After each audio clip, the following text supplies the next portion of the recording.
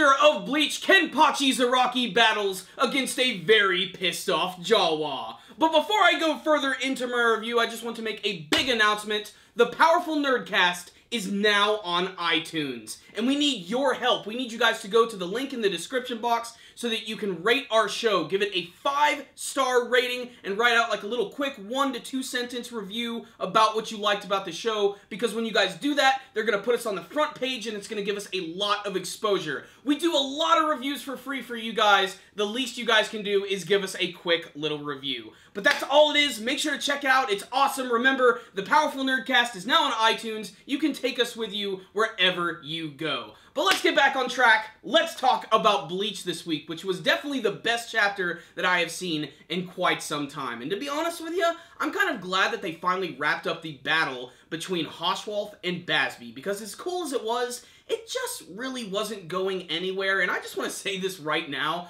I was completely shocked that apparently Basby's name is Buzzard Black. I thought that was the name of an attack, and it just came out of nowhere. And to my knowledge, they have never referred to Basby as Buzzard Black throughout the entire series. Apparently, I had to look that up on the wiki, and it's strange because his name is Basby, not Busby. I don't know. It's weird. It's one of those weird Japanese manga things. All I know is their battle is done. And now we go over to see what the other Sternritter members are doing. We have, of course, Lil Toto, and we have Giselle Jewel, who looks like they're in a bit of trouble. They're actually fighting against the Quincy leader, and predictably, they have been completely destroyed. I have to admit, it's real shocking when they immediately cut to the panel of Giselle, who's just completely knocked out. She has blood coming out of her mouth. I didn't imagine that it was going to happen off-screen and so quickly, but it's totally happening. Right after that, they're also setting up some more battles. You have Gerard Valkyrie, otherwise known as the Thor Quincy. I love this character. He's just running around, flying all over the place, trying to find someone to fight desperately, but no one is around. Then we have another group of the Shinigami who are running from the other big members of the Sternritter army. You have that one guy whose name is Lil, and he's the guy who has the big sniper rifle, and he's picking them off one by one. In fact, you have the character of Shuhei Hisagi, who's one of the more popular side characters of the series. And if there was ever an instant to do something with this character, this is it right here. Because in this week's chapter, he actually does get hit in the arm, and it looks like that Lil is going to try and sort of separate him from the other members. That's what he's trying to do, sort of like to weed out the weaklings. The problem is, he's going up against Shuhei, who's probably going to end up whipping his ass, and it's pretty clear that they're setting up all like the big major battles of this arc. But the best part of this chapter, without a doubt, is the return of Kenpachi Zaraki and Mayuri Koratsuchi. They're going to be fighting against Pernida, the very creepy little Jawa-looking Quincy, whose abilities I just don't even know, like, what they do so far. You know, we've seen this weird little creature thing fighting in the past where she can, like, transform people into, like, these disgusting little, like, balls of meat, like, literally compress them down into nothing. Except in this week's chapter, Pernida has this ability where Kenpachi's attacking Pernida,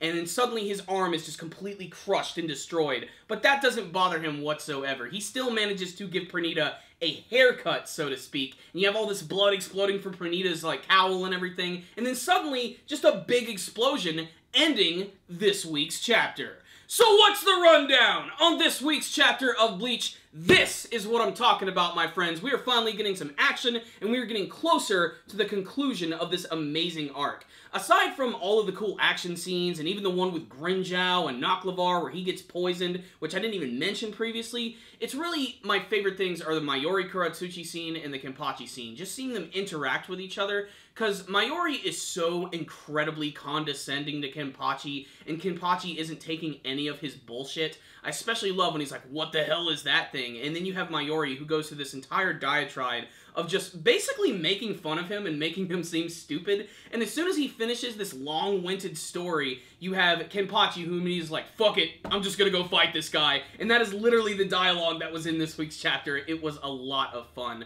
But one of the biggest shocking things was just that they immediately killed off Lil Toto and Giselle just out of nowhere. We didn't even really get to see the Quincy leader fight or anything. And did anybody laugh, like, after he killed him, he went back and he's like, time to take my nap. Maybe that's just something that he has to do because he has to share his power with Haschwalth. I'm not really sure. They haven't gotten into that quite yet. Otherwise, this week's chapter was pretty damn nice as far as setup goes. They're setting up all the big battles, like with all of the big Ginyu Force members of the Quincy. That's what I'm going to refer to them as, because that's basically what they are. There's even a little bit of Ichigo this week. Basically, it's just them just sort of walking around aimlessly, but at least it's only for a couple of panels and only for one page. Really, this whole chapter was just getting to see a lot of the other side characters battling against the badassery of the Quincy army. So, I like this one. It had some great artwork, some amazing dialogue, especially at the end. This is a really nice direction for the Bleach series. I really hope it picks up even more from here, because this is some exciting stuff. So, I'm going to give this week's chapter right here a 4 out of 5. A damn near perfect chapter that was just pure entertainment from beginning to end. Something that any Bleach fan should definitely check out. So you heard my thoughts about this week's chapter, but what about you guys? Did you read this week's chapter of Bleach? Did you have a favorite fight scene, a favorite character who showed up? What's going to happen in the battle between Pernida, Mayuri, and Kenpachi, and what do you want to see from the final arc of the Bleach series? Thank you guys for watching my review. Make sure to like it, share it with all of your friends. Make sure to subscribe to the channel so you can check out all of our latest anime and manga reviews, and our podcast show, The Powerful Nerdcast, which, remember, is now on iTunes. Make sure to get those reviews out, guys. It'll really help us. You guys can also follow us on social media. Some other ways you guys can help support our channel is by using our Amazon Associates link. Today just happens to be Amazon Prime Day, so if you want to save even more, today would be the perfect time to do that. Just use our Amazon Associates link in the description box. Whatever you buy will help support our channel, and you don't have to spend anything extra. It's really, really awesome. But remember, the best way to support our channel, as always, is to simply watch our videos and to share them with your friends. Thank you guys again for watching, and as always, stay dandy, baby!